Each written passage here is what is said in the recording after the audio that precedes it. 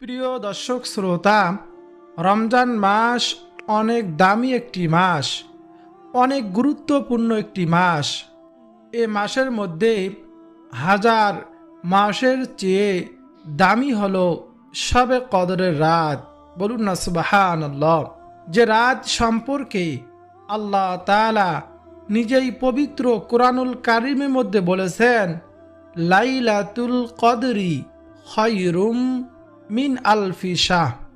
লাইলাতুল কদর হলো হাজার মাসের চেয়ে উত্তম। বলুন না সুবহানাল্লাহ। এ রাত হাজার মাসের চেয়ে শ্রেষ্ঠ। আমাদের জীবনে এর চেয়ে শ্রেষ্ঠ রাত আর নেই। এ রাতের প্রতিটি মুহূর্ত অত্যন্ত দামি। এ রাতে কোরআনুল কারিম নাজিল করা হয়েছে। এ রাতের আমল ইবাদত করার অনেক অনেক ফজিলত রয়েছে।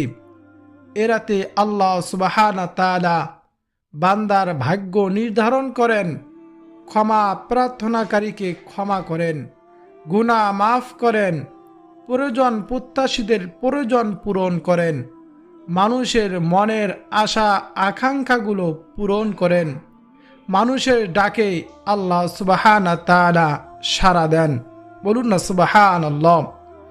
এই রাতে রাত জেগে নফল নামাজ, জিকির আজগার, কোরআন তেলাওয়াত, দরুদ শরীফ, ইস্তেগফার আমলের মাধ্যমে অতিবাহিত করব ইনশাআল্লাহ। প্রিয় দর্শক শ্রোতা, কিন্তু সকল ইবাদতের মগজ হচ্ছে দোয়া। দোয়া বেশি বেশি আল্লাহ তাআলার কাছে করব। দোয়ার মাধ্যমে নিজের সমস্ত গুনাহগুলো আল্লাহ তাআলার কাছে ক্ষমা চাইব। কিন্তু আমরা তো সকলেই দোয়া করি। সবার দোয়া কি, মুনাজাত কি আল্লাহ তাআলা কবুল করেন? আমরা যদি সঠিক নিয়মে সঠিকভাবে নবীজি যেভাবে দোয়া করা শিক্ষা দিয়েছেন, আমাদেরকে দোয়া করতে বলেছেন, এই সঠিক নিয়মে যদি আল্লাহ তাআলার কাছে এ রাতে দোয়া করতে পারি, দোয়া করতে দেরি হবে, দোয়া কবুল হতে দেরি হবে না ইনশাআল্লাহ। প্রিয় দর্শক শ্রোতা, এই জন্য সঠিক নিয়মে আল্লাহ সুবহানাহু তাআলার কাছে দোয়া করতে হবে। মুনাজাত ধরে এই 6টি দোয়া পাঠ করবেন। আল্লাহ রাব্বুল আলামিন আপনার মুনাজাতকে কবুল করবেন। আপনার জিন্দেগির সমস্ত গুনাহগুলো আল্লাহ সুবহানাহু তাআলা মাফ করে দিবেন। আপনার সকল মনের আশা পূরণ করে দিবেন। এক কথায় আল্লাহ তাআলার কাছে যা চাইবেন তাই পাবেন। জীবনে একটা মোনাজাতেই পারে আপনার জীবনটাকে বদলিয়ে দিতে, জীবনটাকে কল্যাণকামী বানিয়ে দিতে পারে একটি মোনাজাত, একটি দোয়া।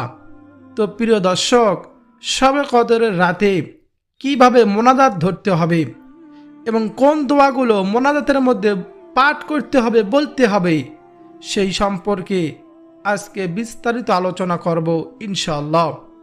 প্রথমে মোনাজাত করার সঠিক নিয়ম আপনাদেরকে জানিয়ে দেই। নবীজি সাল্লাল্লাহু আলাইহি ওয়াসাল্লাম দেখলেন এক ব্যক্তি আল্লাহ তাআলার কাছে দোয়া করতেছে। নবীজি সাল্লাল্লাহু আলাইহি ওয়াসাল্লাম ওই সাহাবীকে অথবা ওই ব্যক্তিকে উদ্দেশ্য করে বললেন, সে তাড়াহুড়া করেছে। নবীজি সাল্লাল্লাহু আলাইহি ওয়াসাল্লাম ওই সাহাবীকে ডাক দিলেন, ডেকে বললেন, তুমি যখন দোয়া করবা সর্বপ্রথম আল্লাহ তাআলার প্রশংসা, তারপর নবীর প্রতি দরুদ পাঠ করে তারপর আল্লাহ তাআলার কাছে চাইবা, দোয়া করবা, নিজের জন্য, নিজের পরিবারের জন্য, সকল মুসলমানদের জন্য এভাবে দোয়া করবা। তাহলে তোমার দোয়া আল্লাহ তাআলা কবুল করবেন। তুমি তাড়াহুড়া করেছো, এজন্য আমরা দোয়া করার আগে আল্লাহ তাআলার প্রশংসা দিয়ে দোয়া শুরু করব। নবীজি সাল্লাল্লাহু আলাইহি ওয়াসাল্লামের উপর দরুদ শরীফ পাঠ করব। অন্য হাদিসে এসেছে, কোনো ব্যক্তি যদি দরুদ শরীফ পাঠ না করে দোয়া করে, তার দোয়া আসমানে ঝুলন্ত থাকে, আল্লাহ সুবহানাহু তাআলার আরশে আজিম পর্যন্ত পৌঁছায় না। এই জন্য আমরা দোয়া করার আগে আল্লাহ তাআলার প্রশংসা জিকির করব, আলহামদুলিল্লাহি রাব্বিল আলামিন বলে দোয়া শুরু করব। এবং অবশ্যই আমরা দরুদ শরীফ পাঠ করব, সব থেকে ছোট দরুদ সাল্লাল্লাহু আলাইহি ওয়াসাল্লাম। আর যদি সব থেকে শ্রেষ্ঠ দরুদ পারেন, দরুদ ইব্রাহিম, আমরা নামাজের মধ্যে যে দরুদটি পড়ে থাকি, এই দরুদটি পাঠ করার চেষ্টা করবেন। প্রিয় দর্শক শ্রোতা, শবে কদরের রাতে আমরা সারা রাত জেগে ইবাদত করব। এরকম 4 রাকাত 6 রাকাত নফল নামাজ আদায়ের পর আমরা কয়েকবার জিকির আজগার করে ইস্তেগফার দরুদ শরীফ পাঠ করে তারপর আল্লাহ তাআলার কাছে দোয়া করব। মুনাজাতের মধ্যে আপনারা এই 6টি দোয়া পাঠ করবেন, তারপর নিজের ভাষায় আল্লাহ তাআলার কাছে চাইবেন। সর্বপ্রথম মোনাজাত ধরবেন, মোনাজাত ধরিয়া বলবেন, রব্বানা যালামনা আনফুসানা ওয়া ইল্লাম তাগফির লানা ওয়া তারহামনা লানাকুনান্না মিনাল খাসিরিন। এটা হলো গুনাহ ক্ষমা করানোর জন্য দোয়া। হযরত আদম আলাইহিস সালাতু ওয়াস সালাম ও আম্মা জান হাওয়া আলাইহিস সালাতু ওয়াস সালাম যখন জান্নাতি ফল খেয়ে ভুল করে বসলেন, ওই জান্নাতের মধ্যে যখন আল্লাহ রাব্বুল আলামিন শাস্তি স্বরূপ হিসাবে তাদেরকে দুনিয়াতে পাঠিয়ে দিলেন। একজনকে পৃথিবীর এক মাথায়, আর একজনকে পৃথিবীর ওই মাথায়, দুইজন পৃথিবীর দুই মাথা থেকে দীর্ঘ 350 বছর অঝোর ধারায় কান্না করতেছিল। দীর্ঘ 350 বছর কান্না করার পর আল্লাহ রাব্বুল আলামিন তাদেরকে ক্ষমা করে দিয়েছেন। আল্লাহ সুবহানাহু ওয়া তাআলা নিকট এই দোয়াটা এতটাই পছন্দ হয়েছে যে আল্লাহ সুবহানাহু ওয়া তাআলা তাদের এই দোয়াটি পবিত্র কোরআনুল কারীমের মধ্যে একটি আয়াত হিসাবে দিয়েছেন। বলুন না সুবহানাল্লাহ। আল্লাহ রাব্বুল আলামিন এমনিভাবে দিয়েছেন এবং আল্লাহ তাআলা বলেছেন তোমরা এটা পাঠ করো। প্রিয় দর্শক, যে ব্যক্তি এই দোয়া বেশি বেশি পরিমাণে পাঠ করে, আল্লাহ সুবহানাহু ওয়া তাআলা তার জীবনের সমস্ত গুনাহগুলো ক্ষমা করে দেন, মাফ করে দেন। যে এই দোয়া পাঠ করে ক্ষমা চাইবে, আল্লাহ তাআলা তার জীবনের গুনাহগুলো মাফ করে দিবেন। এই জীবনে তো গুনাহের কাজ কম করলাম না, একটু যদি ধ্যানে বসে খেয়াল করেন, সাথে সাথেই গুনাহগুলো মনে পড়বে। কোন দিন কোন জায়গায় কোন অপরাধগুলো করেছি, পাপগুলো করেছি, গুনাহগুলো করেছি, ব্রেনের মধ্যে চলে আসে। কিন্তু নেকির কাজগুলো একটু কমই আসে। অর্থাৎ কোন দিন কোন নেকের কাজ করছি সবগুলো কাজ কিন্তু মনে আসে না, কিন্তু কোন দিন গুনাহের কাজ করছি সব গুনাহের কাজ কিন্তু মাথার মধ্যে চলে আসে। এটি আল্লাহ সুবহানাহু ওয়া তাআলা দিয়ে দেন। আল্লাহ তাআলা বলতে থাকেন, ও আমার বান্দা বান্দিরা, এই যে দেখো এই গুনাহের কাজগুলো তুমি করেছো, আর গুনার দিকে যাইও না, এখনো সময় আছে। আমি মহান মালিকের কাছে গুনাহের জন্য ক্ষমা চাও। আমি আল্লাহ তোমার সব গুনাহগুলো একে একে ক্ষমা করে ধুয়ে মুছে সাফ করে দেব। বলুন না সুবহানাল্লাহ। প্রিয় দর্শক, তাই তো নবীজি সাল্লাল্লাহু আলাইহি ওয়াসাল্লাম বলেন তোমরা বেশি বেশি তওবা ইস্তিগফার পাঠ করো। তো রব্বানা যালামনা আনফুসানা ওয়া ইল্লাম তাগফির লানা ওয়া তারহামনা লানাকুনান্না মিনাল খাসিরিন। এটা হলো ইস্তিগফার সম্পর্কিত একটি আয়াত। আমরা চাইলে পাঠ করতে পারি, কিন্তু আমরা পাঠ করি না। এর কারণ কি জানেন? অলসতা, অবহেলা করে আমরা পাঠ করি না।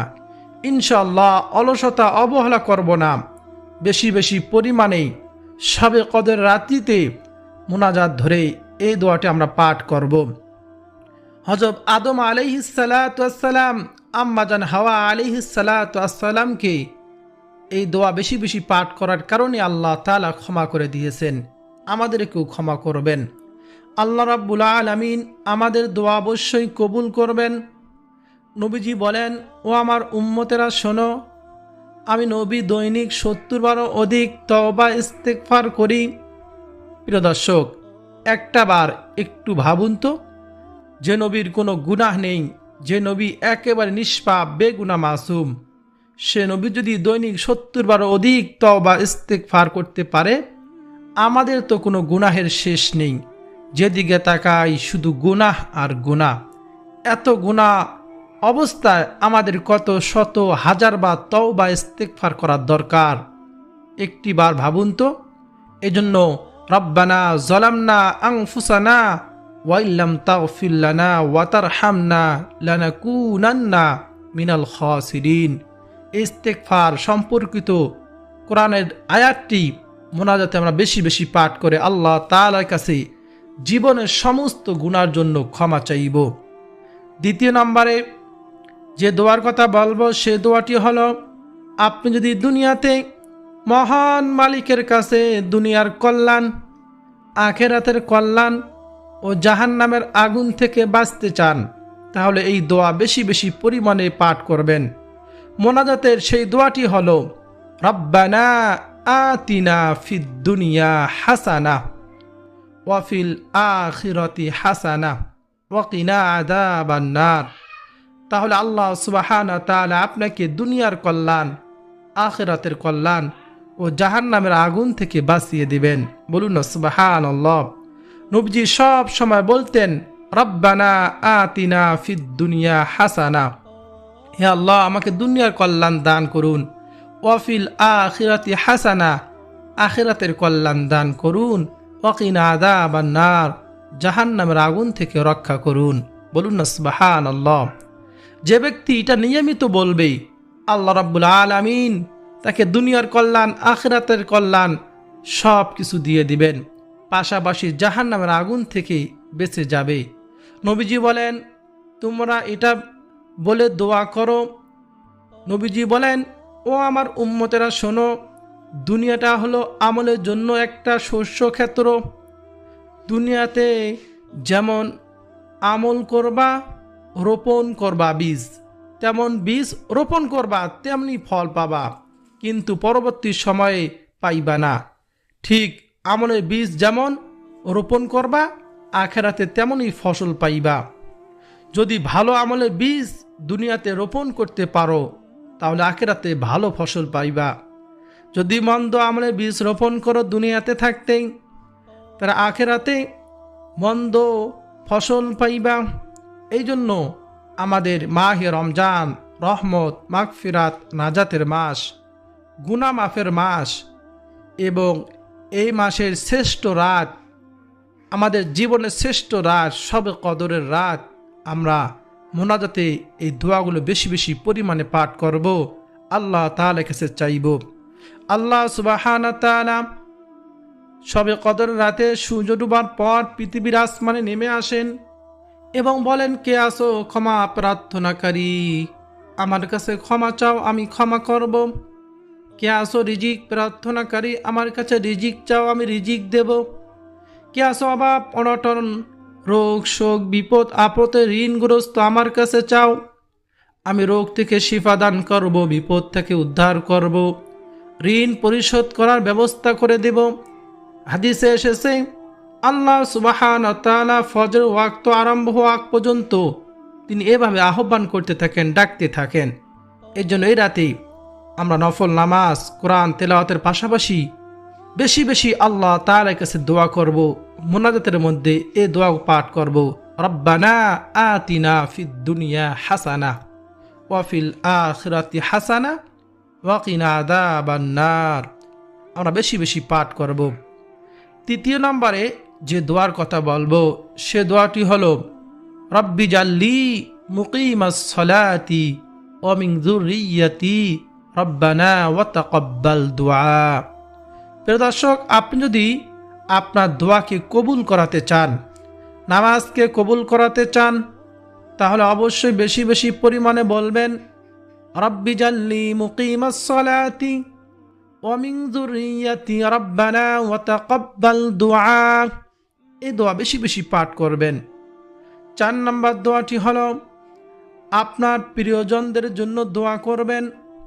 আপনার সন্তান সন্ততি আপনারা স্ত্রীর জন্য, আপনার স্বামীর জন্য, এছাড়াও আপনি যদি অবিবাহিত হয়ে থাকেন তাহলে নেককার সন্তান পাওয়ার জন্য, নেককার স্ত্রী পাওয়ার জন্য, অথবা নেককার স্বামী পাওয়ার জন্য, সন্তান পাওয়ার জন্য আপনি বলবেন রব্বানা হাবলানা মিন আজওয়াজিনা ওয়া মিন যুররিয়াতিনা কুররাতা আ'য়ুন ওয়াজআলনা লিল মুত্তাকিনা ইমামা। এ দোয়া পাঠ করলে আল্লাহ সুবহানাহু ওয়া তাআলা আপনাকে নেককার সন্তান, নেককার স্ত্রী, নেককার স্বামী দান করবেন। এই যে নেককার সন্তান, নেককার স্ত্রী, নেককার স্বামী বড় নিয়ামত। যার সন্তান খারাপ, নিশাখোর, সে বোঝে সন্তানের কত জ্বালা। যার স্বামী খারাপ, স্ত্রী খারাপ, তারা বোঝে স্বামীর কত যন্ত্রণা, তারা বোঝে কত কষ্ট। এইগুলো অনেক বড় নিয়ামত। এজন্য আল্লাহ তাআলার কাছে বেশি বেশি নেককার স্বামী, নেককার স্ত্রী, নেককার সন্তান পাওয়ার জন্য এ রাতে বেশি বেশি আল্লাহ তাআলার কাছে দোয়া করবেন। এই দোয়াটি পাঠ করার চেষ্টা করব। রব্বানা হাবলানা মিন আজওয়াজিনা ওয়া মিন যুররিয়াতিনা কুররাতা আ'য়ুন ওয়াজআলনা লিল মুত্তাকিনা ইমামা। প্রিয় দর্শক, আপনি এভাবে পাঠ করবেন। মোনাজাতে আপনি আল্লাহ তাআলার কাছে এই দোয়ার মাধ্যমে নেককার স্বামী, নেককার স্ত্রী, নেককার সন্তান চাইবেন। তারপর 5 নাম্বার, আপনি বেশি বেশি পরিমাণে দোয়া পড়বেন। নবীজি ও আবু হুরায়রা কোনো একদিন এক জায়গায় যাইতেছেন। নবীজি আবু হুরায়রা রাদিয়াল্লাহু তাআলা আনহুকে বললেন, ও আবু হুরায়রা দেখো। এই বলে নবীজি একটি গাছের ডাল ধরলেন, জোরে একটা ঝাঁকি দিলেন। এতে করে ওই গাছ থেকে কিছু পাতা ঝরে পড়ল।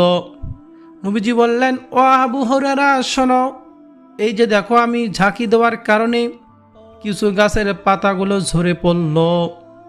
আবু হুরায়রা, কোনো ব্যক্তি যদি এ 4টি জিকির একত্রে করতে পারে, যেমনিভাবে আমি ঝাঁকি দেওয়ার কারণে এই গাছের পাতাগুলো ঝরে পড়ল, তেমনিভাবে আল্লাহ রাব্বুল আলামিন তার গুনাহগুলো ঝেড়ে ফেলে দিবেন, মাফ করে দিবেন।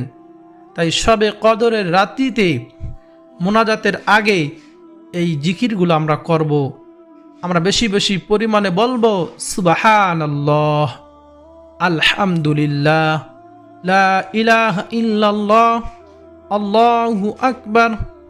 এই 4টি জিকির আল্লাহ তাআলা নৈকট্য অর্জনের জন্য আমরা করব।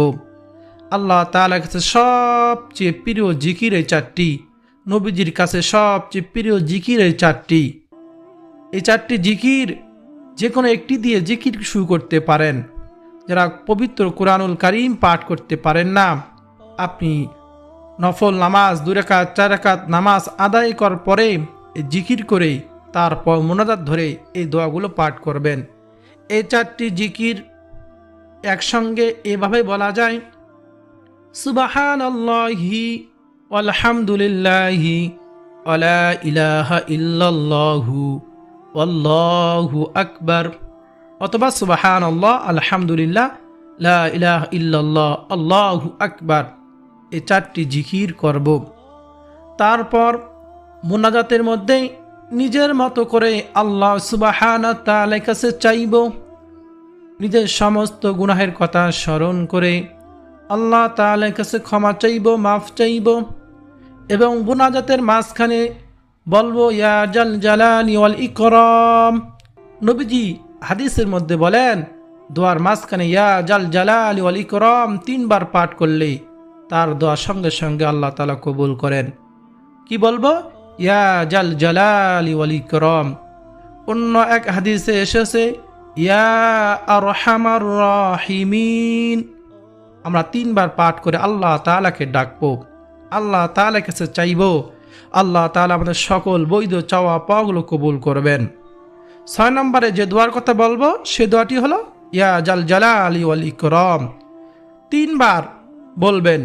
নবীজি সাল্লাল্লাহু আলাইহি ওয়াসাল্লাম দেখলেন এক ব্যক্তি মোনাজাত ধরেছেন, নবীজি দেখলেন ওই ব্যক্তি মোনাজাত শেষ করে 3 বার বলতেছেন, ইয়া জাল জালালি ওয়াল ইকরাম, ইয়া জাল জালালি ওয়াল ইকরাম। নবীজি বললেন, শোনো, তুমি আজকে আল্লাহ তাআলার কাছে যা চাওয়ার চেয়ে নাও, কারণ তুমি এমন একটি বাক্য, এমন একটি দোয়া বলেছো যে বাক্য দ্বারা দোয়া করলে আল্লাহ রব্বুল আলামিন সেই দোয়া খালি হাতে ফিরিয়ে দেয় না। বলুন না সুবহানাল্লাহ। প্রিয় দর্শক, আমরাও যদি বেশি বেশি পরিমাণে দোয়ার মধ্যেই ইয়া জাল জালালি ওয়াল ইকরাম বলে দোয়া করতে পারি, আল্লাহ তাআলা আমাদের দোয়াও খালি হাতে ফিরিয়ে দিবে না ইনশাআল্লাহ। প্রিয় দর্শক, ওই যে বলেছিলাম চাইতে জানলে অবশ্যই পাওয়া যায়। আমরা চাইতে জানি না, তো আমরা পাবো কিভাবে? নবীজি বলেন, দোয়া তার দোয়ার সাথেই সাথেই কবুল হয় যে একেবারে হালাল রিজিক ভক্ষণ করে। দোয়া করার সঙ্গে সঙ্গে তার দোয়া কবুল হয়। যে হালাল রুজি খায়, যে হারাম খায় না, তার দোয়া সঙ্গে সঙ্গে কবুল হয়। যে হারাম খায় তার দোয়া কবুল হয় না। মনে রাখবেন, এই জন্য দোয়া কবুলের মূল শর্ত হলো হালাল খাইতে হবে। এজন্য আমরা সকলেই হালাল রুজি ভক্ষণ করার জন্য চেষ্টা করব। মোনাজাতের সর্বশেষে 3 বার কেউ যদি ইয়া আরহামার রাহিমিন বলতে পারে, তার সব মোনাজাত, সব দোয়া আল্লাহ সুবহানাহু ওয়া তাআলা কবুল করে নেবেন। আশা করি সকলেই বুঝতে পেরেছেন কত দামি এই দোয়াগুলো। আমরা মোনাজাত ধরে শবে কদর রাতে এই পবিত্র মাহে রমজানে এবং সারা বছর ইনশাআল্লাহ এই দোয়াগুলো আমরা পাঠ করব।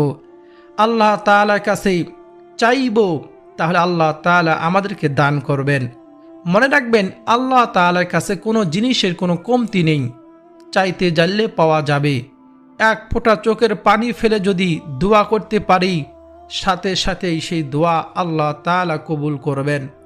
প্রিয় দর্শক, চোখের পানির অনেক দাম। হাদিসে এসেছে, মানুষের চোখের পানি নাকের ডগায় আসার আগেই আল্লাহ তাআলা তার দোয়া কবুল করে নেন, তাকে মাফ করে দেন। হাসরের মাঠে এক ফোঁটা চোখের পানি দিয়ে আল্লাহ সুবহানাহু ওয়া তাআলা গোটা জাহান্নামকে ভয় দেখিয়ে ফেলবেন। এমন চোখের পানির দাম। বলুন না সুবহানাল্লাহ। আল্লাহ সুবহানাহু ওয়া তাআলা এই পবিত্র শবে কদর রজনীতে আমাদের সবাইকে যেন মোনাজাত ধরে এই দোয়াগুলো বেশি বেশি পাঠ করার তৌফিক দান করেন এবং সারা রাত জেগে আল্লাহকে রাজি খুশি করার জন্য কোরআন হাদিস অনুযায়ী সঠিকভাবে আমল করার তৌফিক দান করেন। আমাদের প্রত্যেকে তামাম জিন্দিগির গুনাহগুলো যেন আল্লাহ তাআলা মাফ করে দেন, ক্ষমা করে দেন। সামনে জিন্দিগি নিকার এরকম গুনাহমুক্ত জিন্দিগি দান করেন। সকলে বলি আমিন। প্রিয় দর্শক শ্রোতা, ভিডিওটি যদি আপনার কাছে ভালো লাগে, আপনার উপকার হয়, অবশ্যই লাইক দিবেন। কমেন্টে আমিন লিখে আমার দোয়ার সঙ্গে শরীক থাকবেন। চ্যানেলটি সাবস্ক্রাইব করে পাশে থাকা বেল বাটনটি অন করে রাখবেন আর ভিডিওটি শেয়ার করে দিবেন, যাতে সকলে শিখতে পারে, আমল করতে পারে।